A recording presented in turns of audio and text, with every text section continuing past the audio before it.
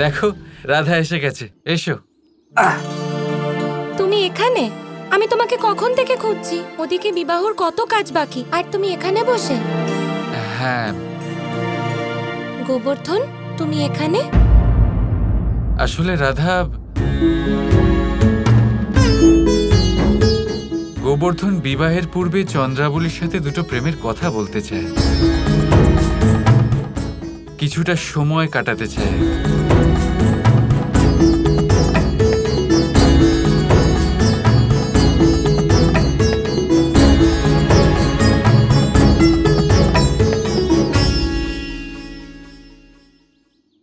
যদি মনে কোনো পাপ না থাকে তাহলে সমস্যা কিসের? প্রেমের দুটো কথাই তো বলতে চাইছো।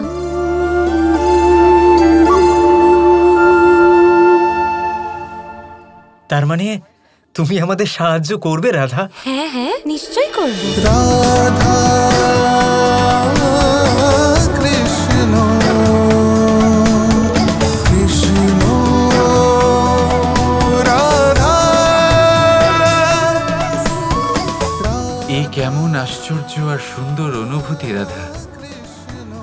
এখন আমরা দুজন আর আমাদের চিন্তাধারা একই ধারায় বইছে।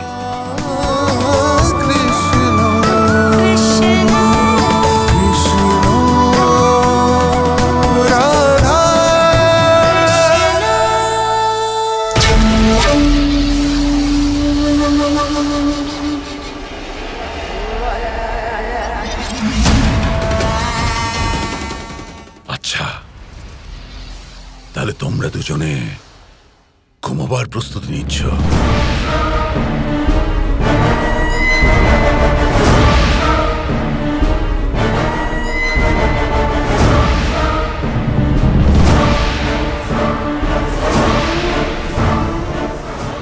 কেউ ঘুমাবে না এখানে। তোর ওই মায়াবী পুত্র কৃষ্ণ আমাকে ঘুমোতে দিচ্ছে না, কোথাও না, কোনো স্থানেও না। আমি নিশ্চিন্তে বসতে পারছি না। আর তোমরা দুজনে এখানে শান্তিতে ঘুমোতে যাচ্ছ। সব কর্মফল কংস। যে যেমন করবে তেমন ভোগ করবে। না,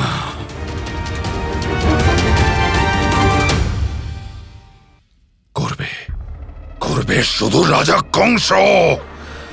আর ভোগ করবে তোমার ওই সন্তান কৃষ্ণ।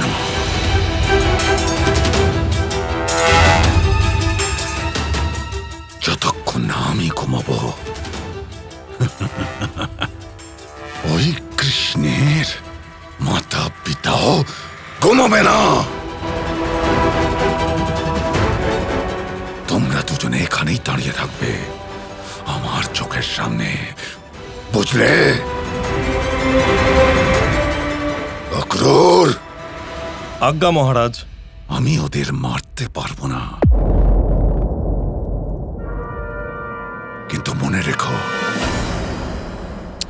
যদি এদের দুজনের মধ্যে কোনো একজনও ঘুমানোর চেষ্টা করে তাহলে তাকে মেরে ফেলো।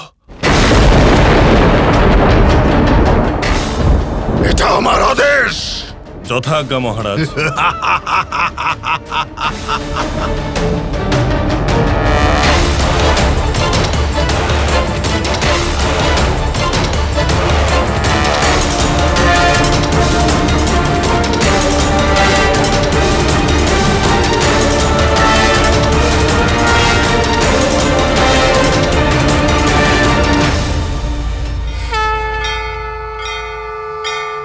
এবার এটাই আপনার নিয়তি রাজা কংস। যেমন আপনার কর্ম তেমনই আপনার নিয়তি। এখন এটা থামবে না।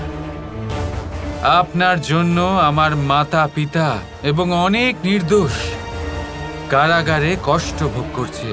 এবার আপনার শুধুমাত্র কারাগারের পাথরের তৈরি শয্যায় ঘুম আসবে, আর নিঃসন্দেহে সেই নিদ্রা বড়ই কষ্টদায়ক হতে চলেছে।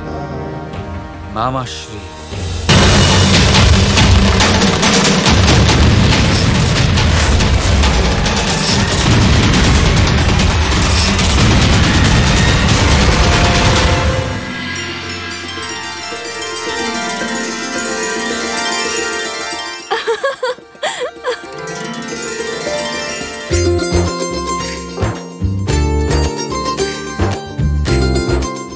না,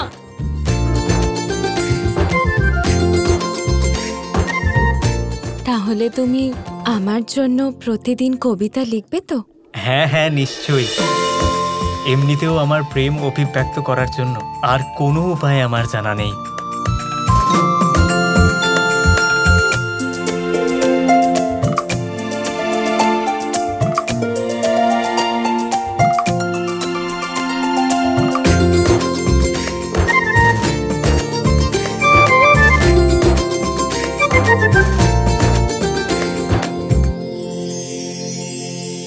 রাধা, হুম, দেখতে পাচ্ছ? এখন গোবর্ধন আর চন্দ্রাবলী যখন ইচ্ছে এসে যমুনা তীরে বসতে পারে। কখনো সূর্যাস্তের সুন্দর দৃশ্য দেখবে, আবার কখনো রাতে পরিষ্কার আকাশের নিচে তারা গুনবে, তাই না? হ্যাঁ কৃষ্ণ, কারণ ওরা বিবাহের পবিত্র বন্ধনে আবদ্ধ হতে চলেছে। এখন ওদের সাংসারিক নিয়মের কোনো ভয় থাকবে না।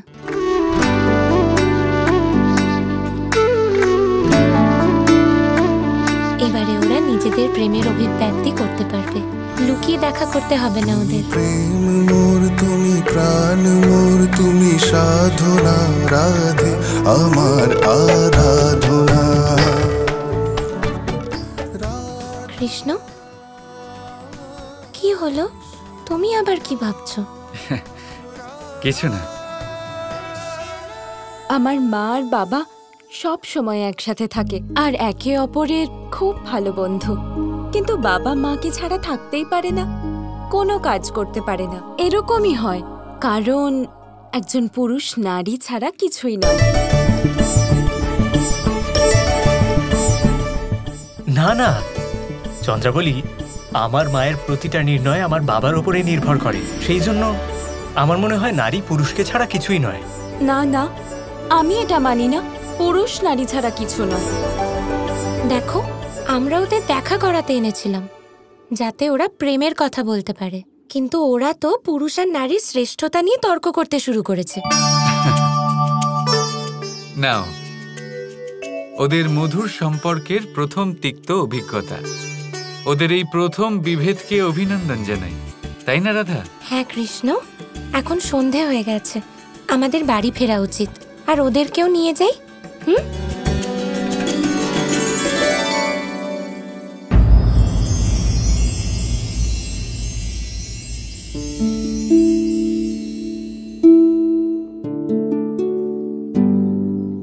এখনো রাত হতে অনেকটা দেরি রাধা, আরো কিছুক্ষণ থেকে যাও না।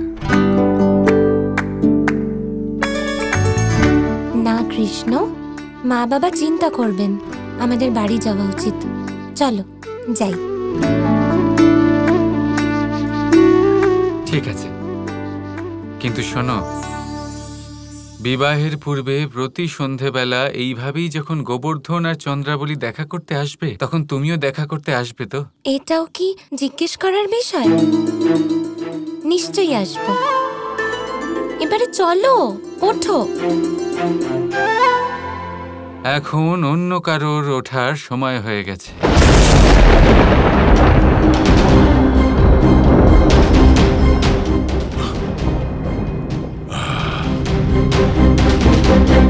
অক্রুর, এখানে কি হয়েছিল?